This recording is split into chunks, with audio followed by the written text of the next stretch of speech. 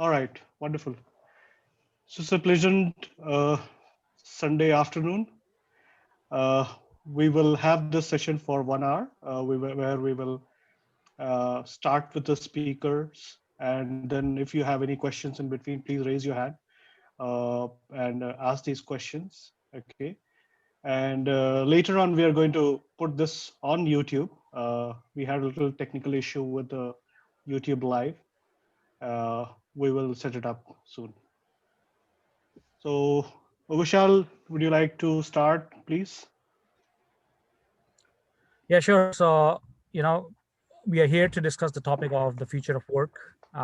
And as you would have already seen on our profiles, I'm an assistant professor here in Australia in the Department of Management at Australian Institute of Business. And my main area of research is on the future of work and technological disruption in organizations. So, leading up to that, we decided to have this forum where we would share our insights and thoughts and experiences about what we think as a panel on what the future of work holds. But obviously, because I'm based in Australia, I will share my insights from the context of a Western country. But then we have Harris on the panel, who has been the director of HR and looking at work transformations for around 15 years, I believe. And so he'll be bringing his insights from the context of India. But because future of work is such a broad topic, we want to confine it and narrow it down to a particular to a particular context. So we'll try to focus mostly on the gig economy, which is mostly people who are involved in working from home. Well, Nitish was supposed to be here, who would have brought in some perspective about the sales and also from manufacturing perspective. But we do have some ideas around those industries as well. So we'll see how the discussion goes. We'll get it started, and please feel free to pop in any questions in the chat, and we'll try to address your questions. So it's 10 past 6 here in Adelaide. So uh, I think it's 20 past. I don't know what time is it in India, but we'll have a 50-minute session, and we'll see how we go from there. So Harris, do you want to start with some questions, a broad range, I would say, and then we'll go micro and narrow it down later.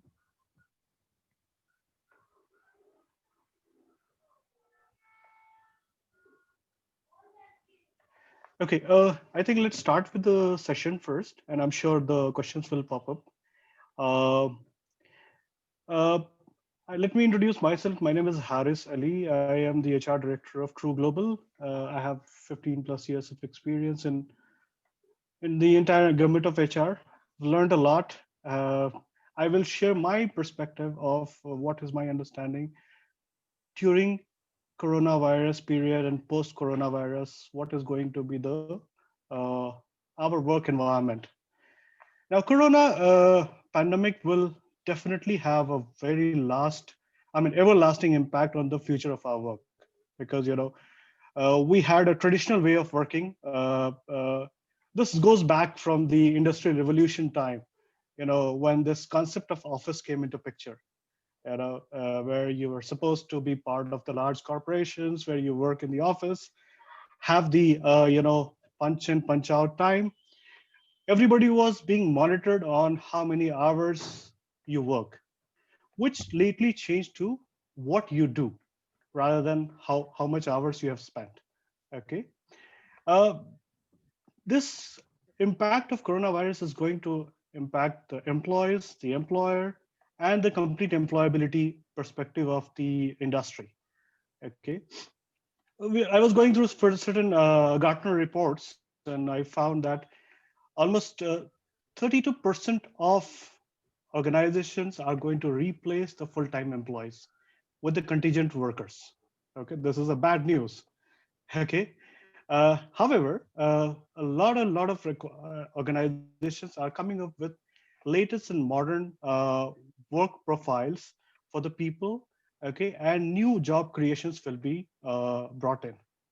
Okay, so now you know it also showed certain trend where earlier almost 30% of knowledge base workers wanted to work from home, which is going to change to almost 48 to 50% of employees would like to work from home in future.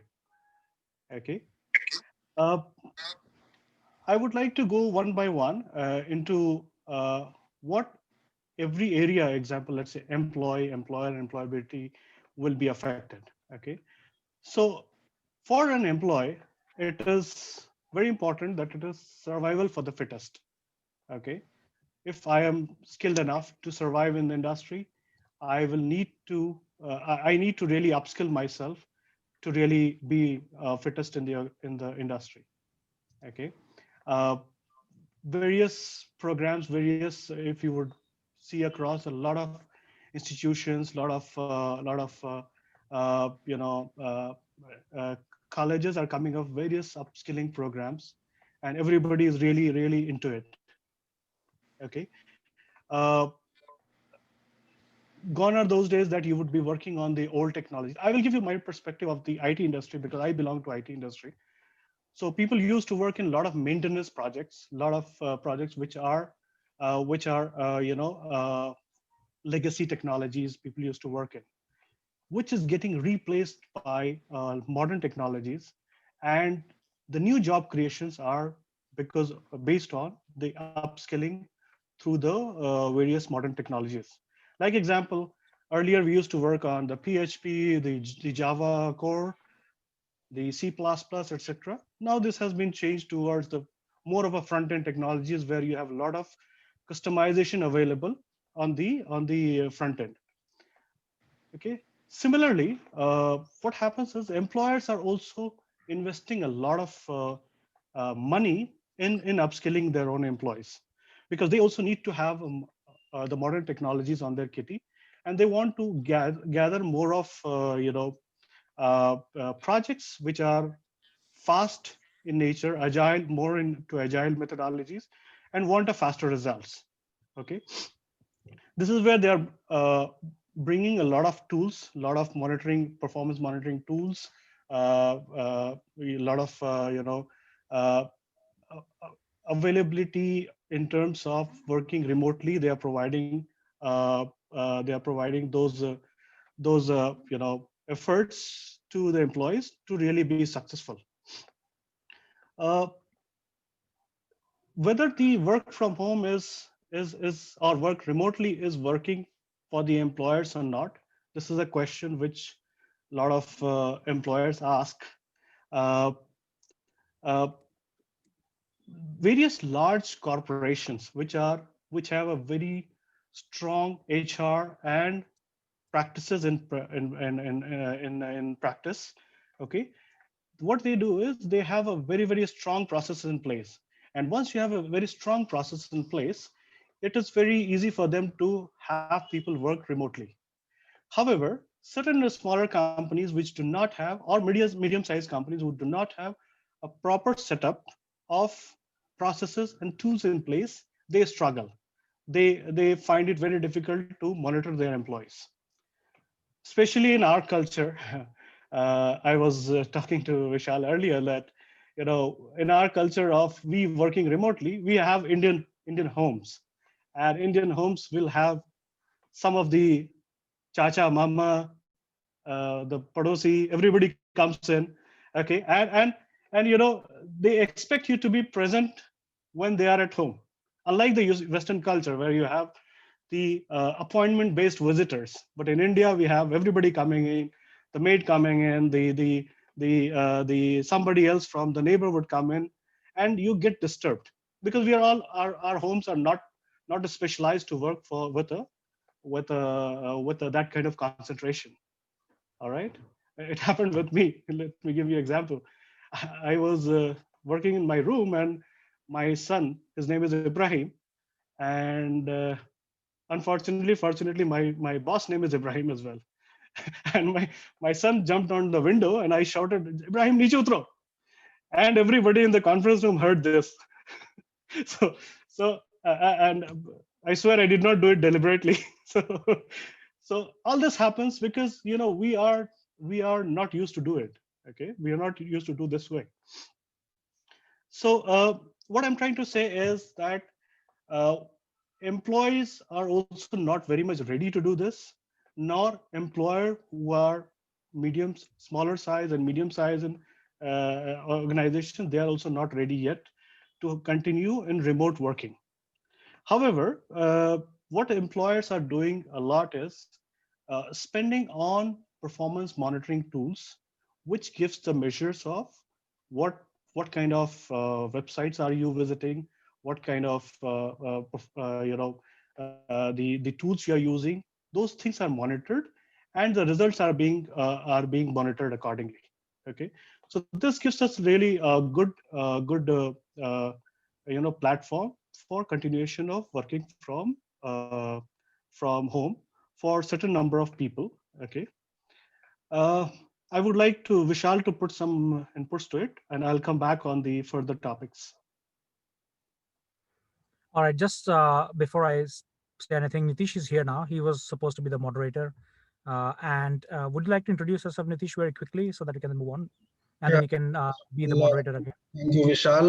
I'm so sorry and regret because of some technical glitch in my laptop. I couldn't actually join on time and moderate the entire meeting. However, I'm here now, and I was hearing Harris, and and I believe the conversation was going good. I just request if Vishal can put across his ideas, and then I would take it from there. I've got a couple of things how I would like to make the flow of this discussion. So over to you, Vishal, first. All right. So when we talk about future of work, right? I'm in the education sector, so I belong in the gig economy, which basically means that we were able to switch during this pandemic very easily from face to face teaching to online. So basically, what I believe the future of work holds is that if the organizations have to survive, they have to adapt, and as we know, if you don't adapt or if you don't innovate, you die. But I'm talking about the context of West. But when we talk about the context of India, the challenges are totally different, because there is a culture of micromanagement in India where there's a lack of trust, mostly between the employees and the employers. Uh, and uh, and the future of work as we speak is already was going to happen in the future, but it's already fast forwarded it to the present, because the digitalization of most industries was going to happen anyways in 10 to 15 to 20 years. But what the pandemic has done for us has brought forward the digitalization into the present. So the organizations that are surviving right now are those organizations that are able to adapt through agile methodologies and so forth, and are able to cope up with the changes.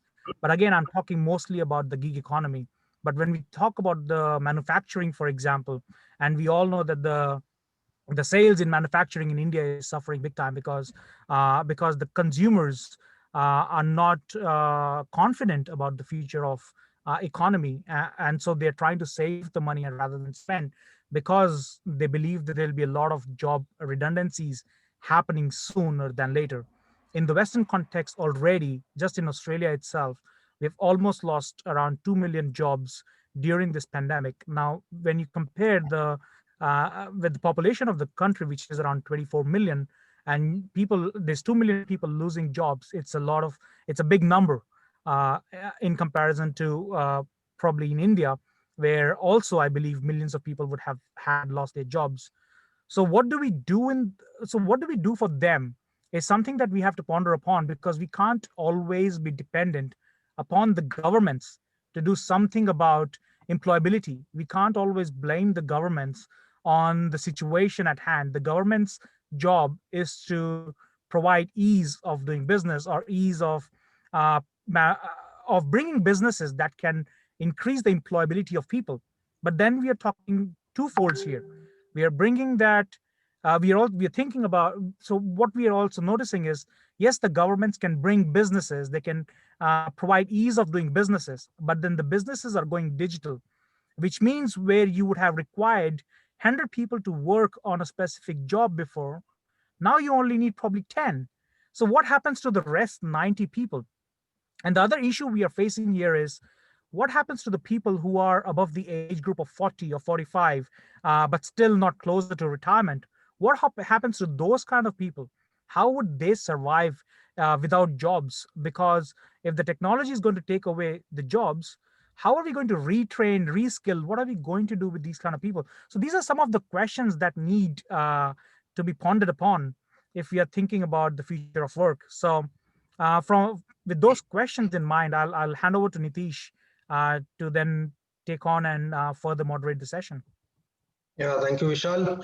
So, having heard Vishal and Harris, I would like to bring on a couple of things which is actually intended towards the context in India. So, you put across the Western context and what the management basically feels. I mean, that has been already put up by Harris. So, a couple of things which is already there in our minds, being in India, uh, three things are quite important. The first is job security, the typical Indian mindset, job security. So, what is the perspective of an employee in this pandemic, and what would be the perspective of an employer? So, and whether the current set of employees are really further employable or not. Moving ahead, what kind of work culture would be, post this COVID? So you need to elaborate more on the work culture, and you would want to elaborate on the organizational culture. So there will be a lot of changes in the organizations as well. So the way they operate today, they might not be operating tomorrow. And how about the Indian consumers and how they are, perceiving this? And definitely, and all of us know, the way we collaborate with the minimal human interface today, and definitely the derivatives of skills is actually what is going to take you forward. So as far as the new normal is concerned, the work from home, how organizations are actually looking towards the efficacy of this, the productivity of this, or are there any more future solutions? So first of all, I would like to hear from Harris. What are your perspectives as an employer, and the state of people's employability today and tomorrow? So over to you, Harris. Yes, exactly. As I said, the employers are going to need to change as well. Okay, employees need to trust a little more the employees. As Vishal said, there's a trust issue between in the Indian context. Uh, we need to come up with the employers need to come up with a lot of good processes in place. These processes should be measurable, okay, and this process should be implemented with uh, a very wide range of people within the organization. Okay, once these processes are in place, uh, you can have a good monitoring of your performance of the people. uh, there will always be a challenge from the customer's point of view, where they would be concerned on their data security, especially the banking and certain of the very secured processes. This needs to be very much looked upon by the employers to ensure that the data of the customers are very much secured. Uh, Second is employers need to provide, and a lot of employers are doing this. They are providing a lot of support to their employees by emotionally touching them, by providing them constant connection with them, providing them certain kinds of environment at their homes, like they provide the certain tables, the ergonomical chairs, okay, certain kind of health benefits to the employees, so that they working at the home can be really healthy and can really be ready for tomorrow when they are coming back to the office. Okay, this is a very good sign by the certain employers uh, uh, who are really concerned about their employees and really taking care of them. Okay, now what is going to be the scenario post COVID? How the employers are going to change themselves? Okay, now uh, the employees and the prospective employees are going to look upon how employers have really handled the COVID situation well. Were they transparent enough to their employees? Even if they have done certain kind of salary cuts or certain perks cuts, have they really been transparent and honest to their employees? What are the feedbacks of the employees?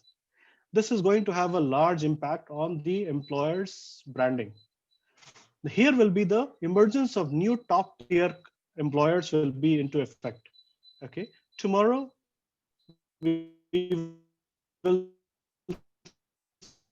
see those employers coming up who have people back to office tomorrow. Okay, example, let's say how clean is the office? What are the measures they are taking for the cleanliness of their premises? How much are they providing touchless, contactless environment? uh, Whether you badge in, face recognitions in place. If you have to have your seat, how is your seat? Is the seat really provided with a good social distancing? Is there any availability of touchless access to the conference rooms? Are the conference rooms can maintain the certain good social distancing, cafeterias, etc., etc. Various things needs to be really looked upon by the to showcase how much they care about their employees. Doing that, and I'm sure a lot of people will follow this. Yeah, over to you, So Nitish. Harris, what I infer out of your conversation is like the organizations today, the employers' perspective. If I see, they are more Okay. into creating a remote working, I believe, considering this pandemic today, and they would also want to have an contingent work force basically who could actually be there, for any kind of risk mitigation. Apart from this, the employers would also want to look at having a social safety net, as you said, in terms of having things sanitized or something like that, all those perspectives. However, there is still a doubt in the employer's mind today in India, in Indian perspective, like what is the security? I mean, are they really going to downscale the employee size or something like that? So, how do you address that?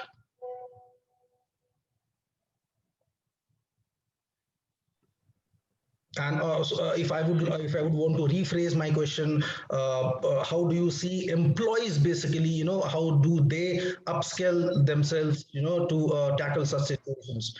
Either of you, Vishal or Harrison, if you could put some light onto it. So it's a very interesting question, Nitish, because when you say employee job security and how do they feel secure about their jobs, to be honest, the way the world is moving, the concept of job security is a thing of the past. There is nothing called job security anymore, and I doubt that any organization anywhere on the globe can now promise job security with the kind of technological advancement that is going on. This concept of job security doesn't exist anymore. When you talk about, and again, you followed up with a very good question, which is about upskilling themselves. So a lot of the organizations now have to rethink about whether they would like to invest in the professional development of their employees and to what extent they're going to do that. I can share my own example with you. So, with having a PhD now, and you would assume that with the highest level of education, there would be a job security. But in recent times, around 10,000 doctorates have been made redundant just in Australia alone. So you would say that then what kind of level? So should you invest yourself more towards development of skills, education? But the simple answer is you have to always adapt to your surroundings, but at the same time you have to also find a way to connect, because this is a very golden opportunity for the people who just studied for the sake of a career, especially talking about the Indian context. They were forced to choose a career that they were never passionate about. So, what this pandemic has realized for many people is that if you are uh, if you know that the future, that your job is not going to be secure anymore because you're working in that kind of an industry, for example manufacturing, the robots will be taking majority of the jobs. It doesn't matter if you say it won't happen in India sooner. You'll be surprised that the new investment that the governments are seeking in India is towards technological revolution as well. So there'll be robotics uh, that will be taking away manufacturing jobs. uh, but then some people would argue that how can everything be done by robots? So in saying that, again, I'll bring back my last point, which was, if you had 100 people working in manufacturing before, you would only need 10 more people to work, and the 90% of the jobs will be done by robots. So you have to find something that you are passionate about that can be long lasting, but you have to also upskill yourself by taking a personal initiative. You can't wait for that day when you will be made redundant just hoping that you will be the one who will be surviving and all of the rest of your colleagues will be made redundant.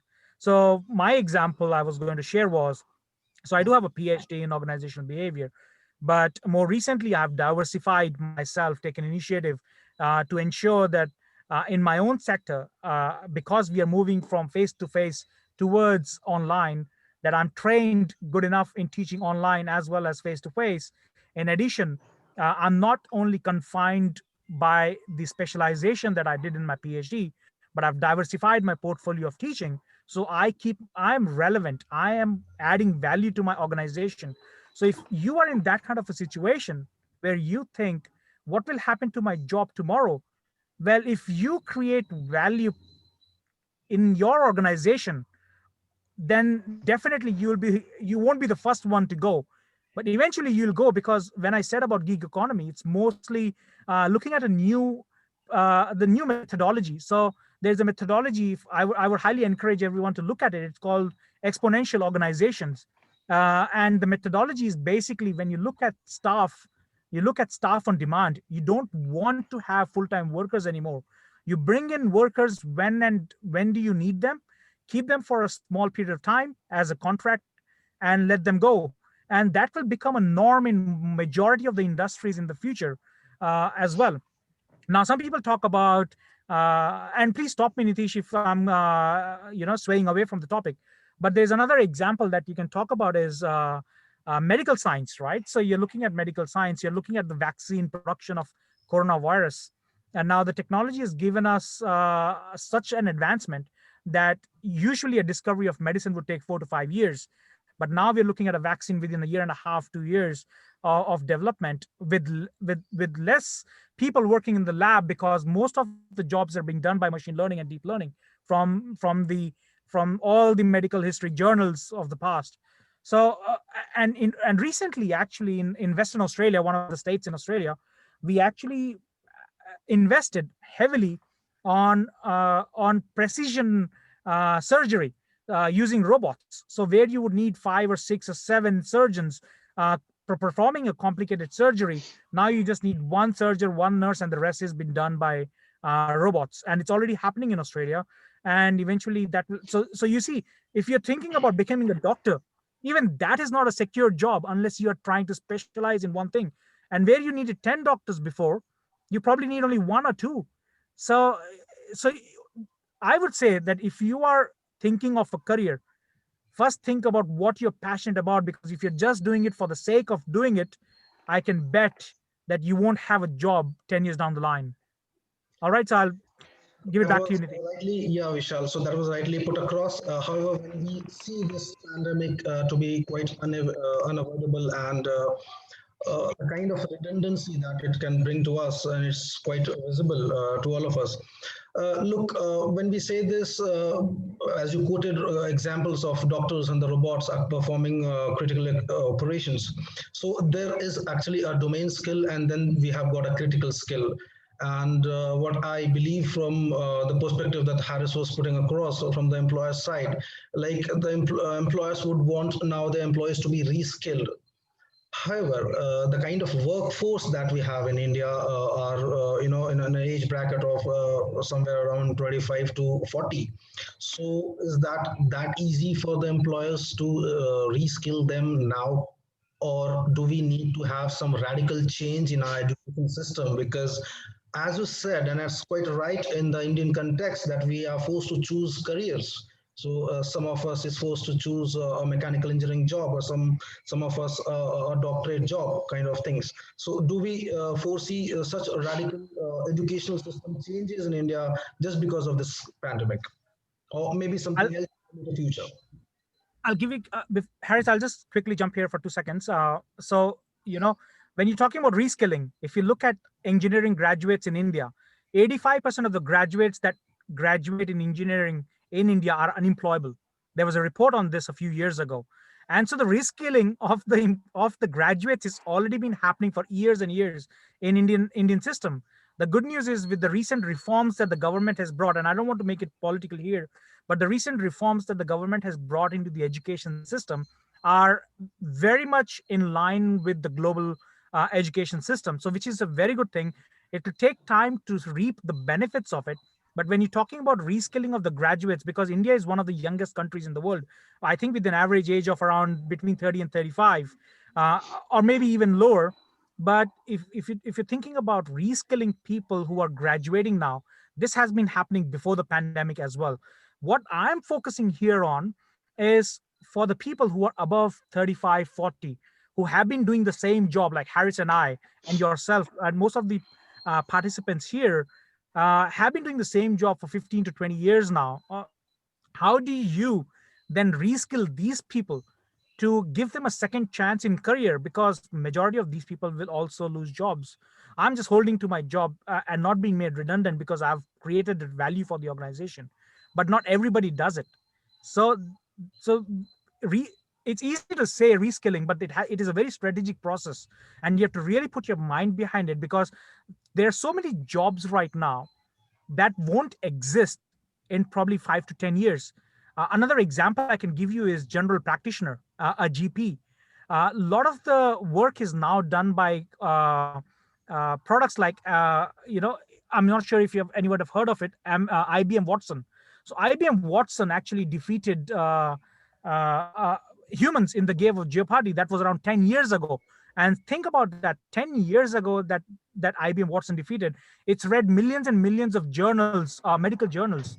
You don't need to go to a GP. You can actually find something like IBM Watson to give you responses. Actually, IBM Watson was better in diagnosing cancer than the human doctors.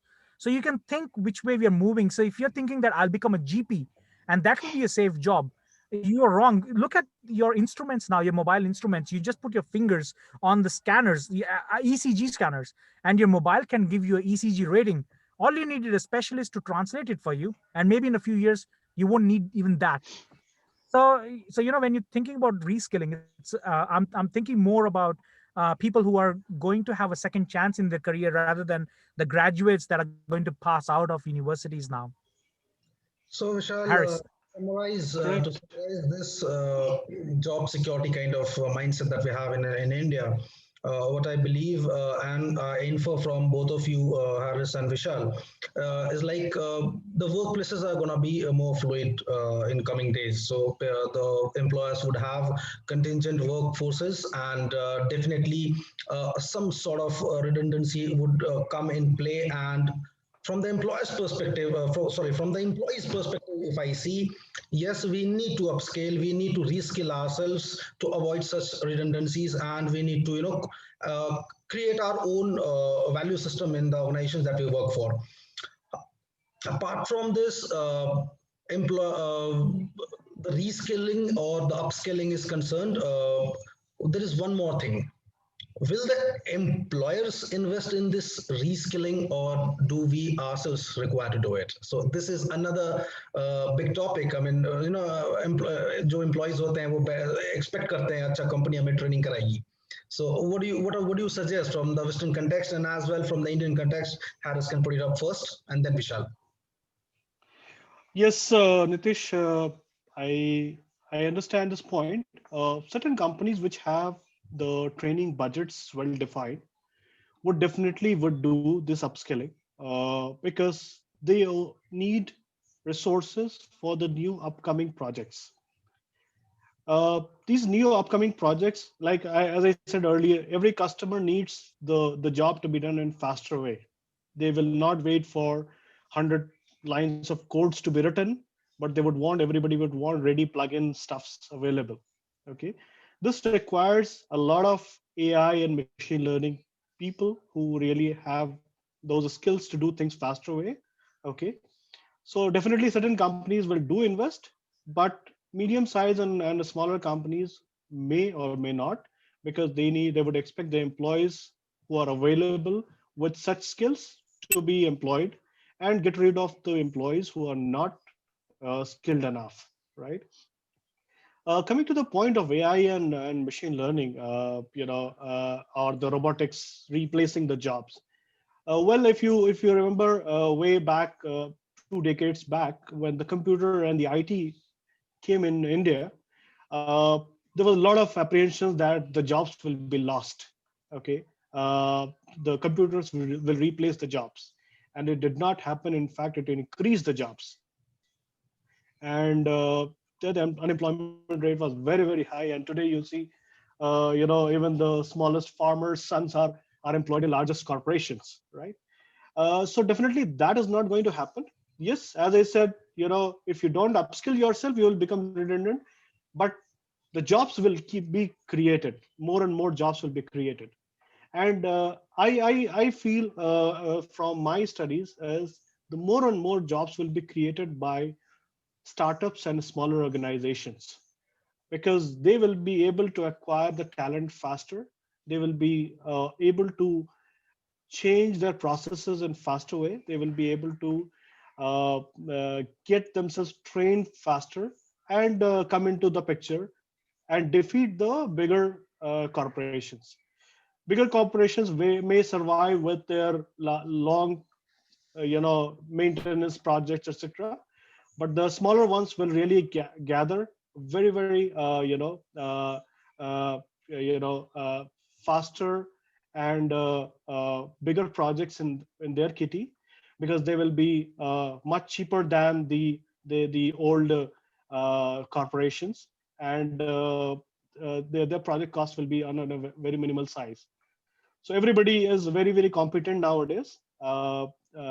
Everybody needs good skills at a cheaper rate, and that's where the smaller companies and medium-sized companies will have a very good say. It just needs a good vision by the employer to really keep it up. Good. And Vishal, Um, how do you put the Western context in place over here? I actually concur with Harris. So this, I think, is not only limited to Indian context, but or Western context. I think it's happening everywhere. There, I have a friend here very recently. He's a new startup. It's an early stage startup. There are only 3 people in the organization. They're all co-founders. They managed to grab $1 million contract from the government because there were no bureaucracy. They were very aligned with what the government wanted. It did not take them time to decide the requirements of the government, because when you look at a bureaucratic organization, which is a big multinational organization where change management happens very slowly, you can see that an early stage startup, with because of new bureaucracy, they can take on board all the requirements, work out how to manage those requirements, and deliver the product or the services in a fraction of a time that a larger organization would do. But in saying that, I know that there are many multinational organizations, for example, KPMG, for sure, because I have an early stage startup as well. So what these organizations are now adapting to is creating a different arm to what their existing business processes are. So, for example, they are creating accelerator programs within their organizations, or they're creating incubator programs within the organizations. So, giving an example of what happened with me last year was, because I went into a pitching competition for my early stage startup. I was approached by uh, the the guy who was responsible for bringing startups into their incubator program, and they would charge only 5 to 10% of the equity, but they would actually provide you with all the resources that they have, all the skill sets that they have, the experience they have within their organization, to actually build up your startup, where they see that there is an alignment of the team of the startup entrepreneurs and the team that KPMG has. So that is one very good way these days. Again, you would see that a lot of organizations who are adapting to change. Again, I'm talking not about those organizations like Kodak, because you might have a Kodak moment, and it's a sarcastic comment because Kodak moment is now the moment where you go bankrupt. Okay, it's not a moment that you smile. So you don't want to have a Kodak moment. So the organizations who are unlike Kodak are now looking for ways on how to adapt and survive, because excelling is becoming harder. It's more about surviving now, and everyone is fighting for that survival. You can take an example of Apple, for example. Apple started its self-driving unit product startup. You could call it a startup because they started something very different on the side. It created a different arm. Apple did not hire any of their employees within Apple. They just created a new organization that is completely dedicated towards self-driving technology. So you can see organizations are finding adaptability on thinking 10, 15 years from now, how will they still exist? Unlike what happened to Kodak, where at its peak it had around 12 to 35, I think 35,000 employees. And what happened with Kodak, and look at Instagram, with 12 employees, Instagram got rid of Kodak completely with 12 employees, sold out to Facebook for $1 billion. So these kind of stories are becoming very common now. You think about unicorn, we talk a lot about unicorns, right? Because Harry said the small to medium enterprises are the ones that are going to be the future of work. So when you're looking at unicorns, for example, what the time it took for an organization to become a unicorn has substantially reduced. And when I mean by unicorn in the startup world, it's $1 billion organization or more within a short period of time. Uh, so for the younger people, not only for the younger people, actually for the experienced people, when I'm talking about reskilling, I know someone in my family who lost a job at around at the age of 50, now being hired by a startup to share their experience, because they have a valuable experience they can bring on board. And skills can always be learned, but that kind of experience is also required. So you can always balance it out depending on what the requirements are. I hope that answers your question, Nitish. Yeah, fine. So what I believe is inferring from whatever you people have put across the table, specific roles demand domain skills. However, with this kind of situation, the pandemic in place, we would be requiring more critical skills, to keep ourselves employable. And definitely, since before I move on to the next short topic, which we have been talking and have become a meme nowadays, then that's the work from home culture, that which is the new norm today. So since the organizations are now going to be very fluid, and as I've already said, and work from home definitely is a new normal for most of the organizations and in many of the type of industries in India. So two things are very imperative, like efficacy and the productivity. However, one of our respondents have also put up the concern. Ankesh has put up, like, isn't it actually breaching the privacy of the employee? So I would just want to have a quick response on the this aspect, and then we talk about the efficacy and the productivity which actually the employers are looking from their employees in the work from home culture. Harris, do you want to go first or you want me to go first? Yeah. As I was saying earlier, Nitesh, as uh, the employees are not ready yet to continue, especially in Indian perspective, and people, especially working for medium and smaller organizations, they would be in some remote place in Bihar with low availability of internet or the power, or the culture of their homes, where it's very noisy, and you have everybody coming in. So such issues are being cropped up, and future, I mean, frequent disconnects during the meetings, especially with the customer meetings. These had been causing a lot of mismanagement during the work of the employee. uh, this definitely has a major impact. However, this has reduced big time the uh, people quitting their companies. Okay, the attrition rates have gone down because of it could be the fear of joining another company with a uncertainty as well. Wherever at least my company is providing me work from home, I'm in my native place, I'm good. I mean, I'm not paying the rent in Bangalore or any metropolitan city, and I'm with my family at least. I'm okay to be being paid whatever I'm being paid. I'm okay for it. So this So it means could be that as well. However, work from yeah, home culture is quite effective for from the employer's point of view, because this actually is reducing attrition. So, however, yes, correct. rightly put by Ankesh, There is like there could be some sort of intrusions, maybe breach of privacy or whatever, since we were never used to such things in our lives since long. Yet, since it is effective, and I believe productivity is, if the efficacy is good, there has to be productivity. Anybody else in our from the viewer side, if someone wants to correct. put up a question to Aris or Vishal? So And whatever very we quickly, discussed was look, and towards the employee-employer perspective. People from various backgrounds. Probably Ankesh is from a business background, so he's conducting. He's an entrepreneur. So you can also put something from your point of view, Ankesh. I think Ankesh is left. Oh, so he's left. Okay. So anybody else who would want to put up some questions?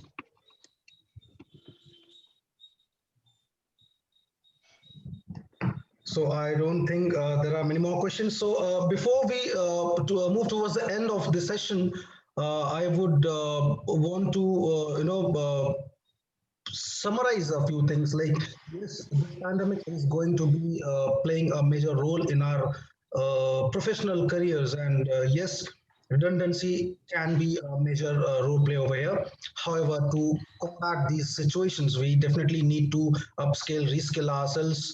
We need to create our values more within the organization, and definitely this is the only way out as of now.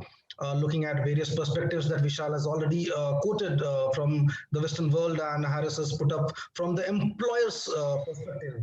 This is going to be, an easy game if you could actually do the way people are perceiving it. So keep on upscaling yourselves, keep on investing. So investment in your own skill development is what is required today from the employees as well, from the employer side view.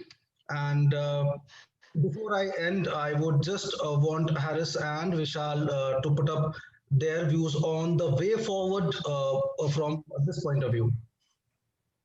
Harris, you Solutions. can go Correct. first. Yeah, Harris, you can go first, Yeah. and then Thank you, Nitish. Vishal.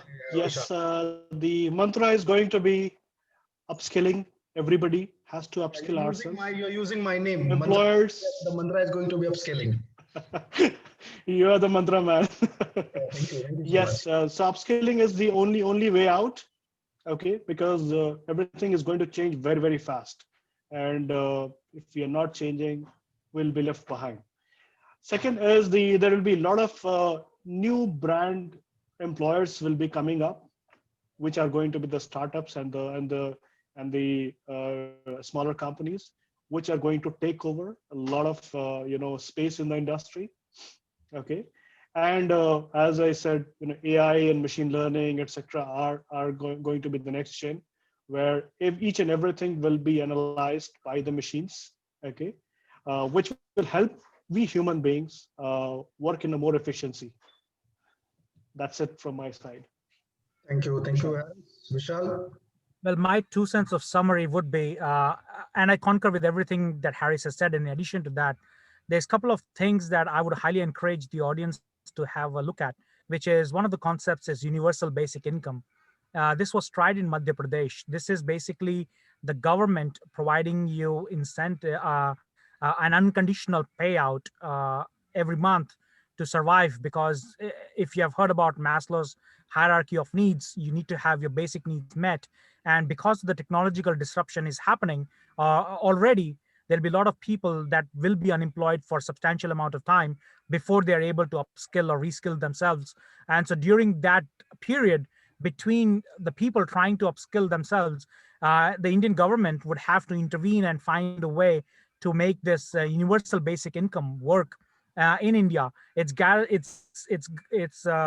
a lot of momentum now in the Western world, with recently Germany trialing this universal basic income for the next 3 years with around 120 people. So check that out, guys. That's a very interesting concept. And when we think about upskilling yourself, there's a concept I highly encourage the audience to also check out, which is called ikigai. Ikigai is a Japanese concept which basically means reason for being.